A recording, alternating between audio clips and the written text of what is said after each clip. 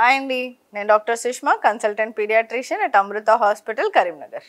So ఈరోజు పుట్టిన బేబీస్కి till 1 year వరకు కొంచెం కాళ్ళు వంకరగా ఉన్నాయని చెప్పి చాలామంది పేరెంట్స్ కన్సర్న్ రేస్ చేస్తూ ఉంటారు. సో దాని గురించి తెలుసుకుందాం.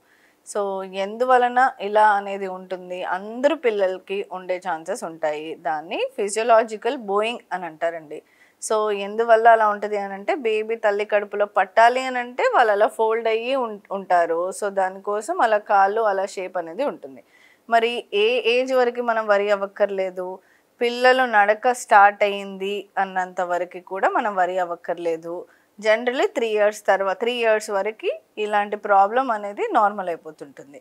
సపోజ్ పుట్టినప్పటి నుంచి ప్రాబ్లం లేదు, కొత్తగా వచ్చింది, ఆఫ్టర్ 1 ఇయర్ బేబీ నడవడం స్టార్ట్ అయిన తర్వాత ఇలాంటి ప్రాబ్లం అనేది చూస్తున్నారు అని అంటే మటుకు definitely calcium and vitamin D deficiency ఉండే ఛాన్సెస్ ఉంటాయి.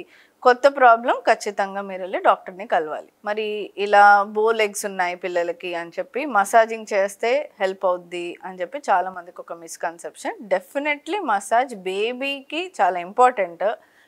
ఎన్ని రోజులు వీలైతే అన్ని రోజులు మసాజ్ చేయండి బేబీస్కి. కానీ మసాజింగ్ టెక్నిక్ వల్ల కాళ్ళు స్ట్రైట్ అవ్వడం అనేది జనరలీ జరగదు, because it is a normal thing. Thank you.